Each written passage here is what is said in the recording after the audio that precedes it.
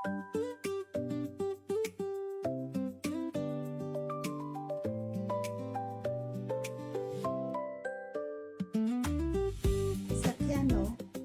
नमस्कार, मी आशाची शिदोरीतून बोलते. आज आपण आता सीझन आहे की नाही चिंचेचा, तर आपण चिंचेच्या गोळ्या केल्या. आता आपण चिंच गोळा थोडंसं मीठ टाकून असे गोळे करून ठेवतात, तरी पण ती ओलसरच बनते. तर आज आपण चिंचेची सुकी पावडर उन्हात न वाळवता कशी बनवायची ते पाहूयात.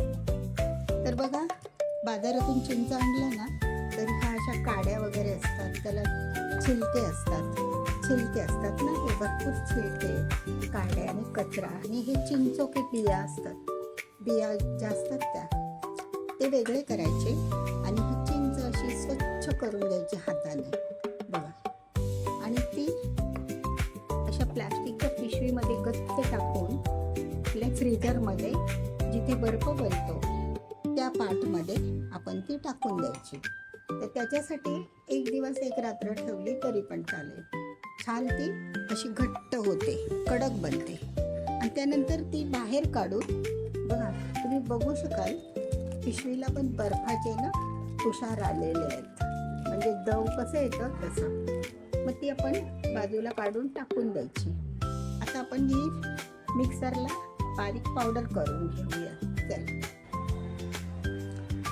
सगळ्यांनो, हे आतले जे चिंचोके असतात ना, ते त्याचे पण खूप फायदे आहेत. त्याचा लेप करून आपण गुडघ्यावर लावला तर गुडघे बरे होतात. असे बरेच, आणि कॅल्शियम आहे त्याच्यामध्ये, प्रोटीन आहे, असं ते औषधी पण आहेत. तर आता गावच्या बायका काय करतात, शेतावर जाताना 2-4 अशा आपल्या पदराला बांधून आपल्या तोंडात टाकत असतात, एक टाइमपास म्हणून, एक सुपारीसारखं. सुपारी खातात की नाही तसं. मग ते उमळायला फार वेळ लागतो तोंडामध्ये काम करता करता. असे त्याचे फायदे पण आहेत, खूप फायदे आहेत. तर त्यासाठी एक पूर्ण व्हिडिओ बनवावा लागेल. तर आता आपण हे मी भाजायला ठेवते ते, मग तुम्ही असे 1-2 फोडून दाखवते. तर पहिल्यांदा चिंचेची ही पावडर करून घेऊया.